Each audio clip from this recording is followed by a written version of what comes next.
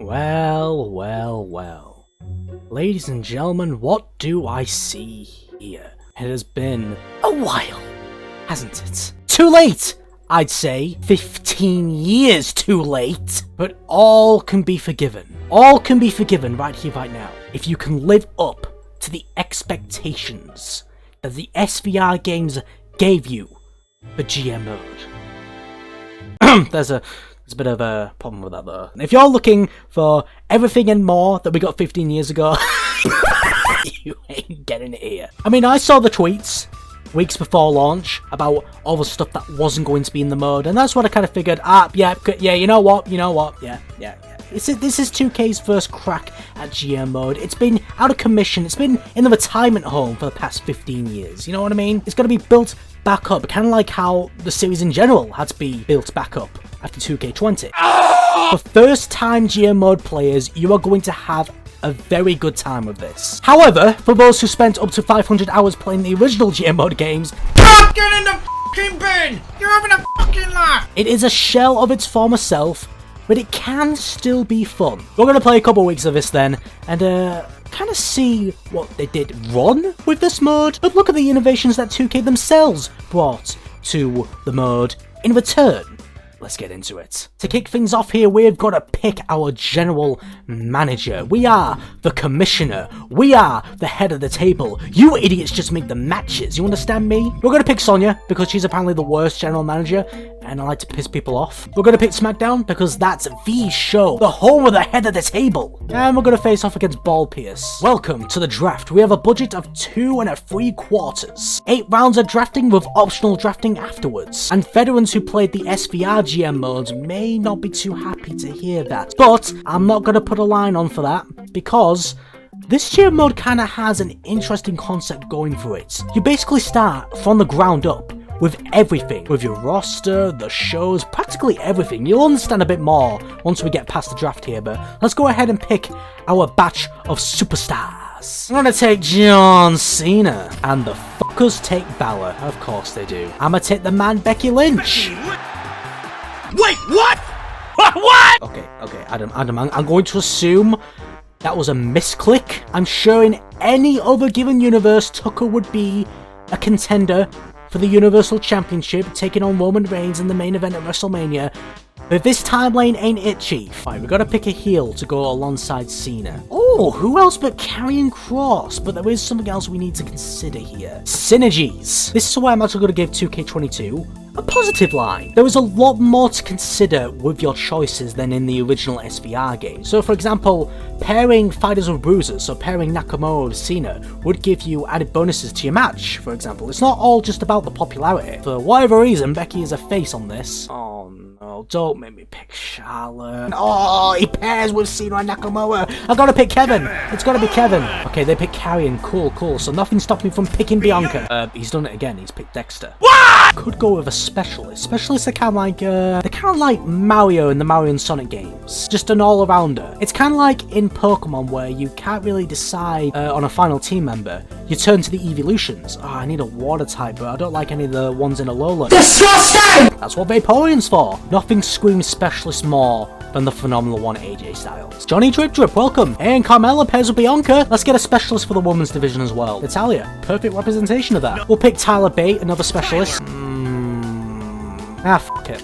I think that's gotta do it. We're gonna save the rest of our money for the actual shows, so let's quit the draft. You know what? That's not a bad roster. Charlotte, I know you're a glory hog, but there's no need to overshadow Morrison like that. Hey Deville, just want to let you know that I plan on taking Raw to the top of the power rankings and staying there. Why can I not tell this man to f*** off? So it's gonna be Cena vs Nakamura. Nakamura has the least popularity, so we're gonna give it to him. Alright, so those negative line. Line number 1. There were only 3 matches. A measly 3. Come on, man, that's garbage. I feel like something should have been implemented where the bigger your roster gets, the bigger your show can be. There's never a real need to add more stars to your show. Rather, you're just replacing them for new stars at that point, because you don't want to have too many, because they're never going to get used. I don't really have too much to say about the power cards. I mean, they're there. Line number 2, you can only face one opposing show, when in reality there are 4 shows in the game. I feel like the option should have been there to face all 3 of the shows. It would have just made it even more exciting. And it's not like they don't have the roster to do it. This is one of the, if not the biggest roster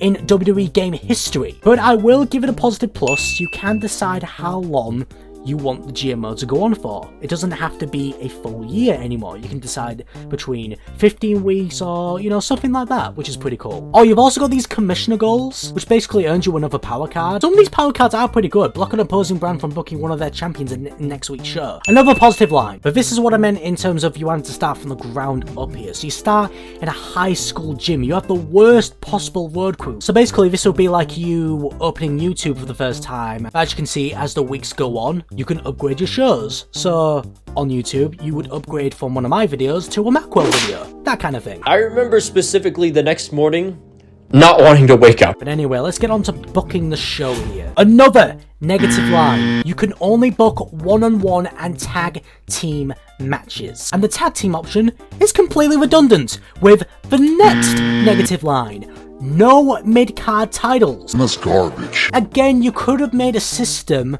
like what I just described earlier with the amount of matches you could have in a show. So for example, when you get out of the gym and into a proper arena, that's when you could introduce the tag team championships. And then when you upgrade to an even bigger arena, you could give us the mid-card titles. Let's start instantly with the main event. It is going to be King Nakamura going up against John Cena. Ah, wait, hold on. Actually, Charlotte and Becky combined actually have more popularity. So these girls are going to be in the main event. We'll have AJ against Kevin Owens, why not? And then we will have Otis going after Kevin. Otis is this show's monster and will focus on killing all of your heroes, Owens being one of them since he is a face. And then we'll get a self-promo for Tyler Bate. Get him to introduce himself to the universe. King Nakamura retains the championship and AJ with the victory. And of course it's bloody Charlotte Flair who gets the dub.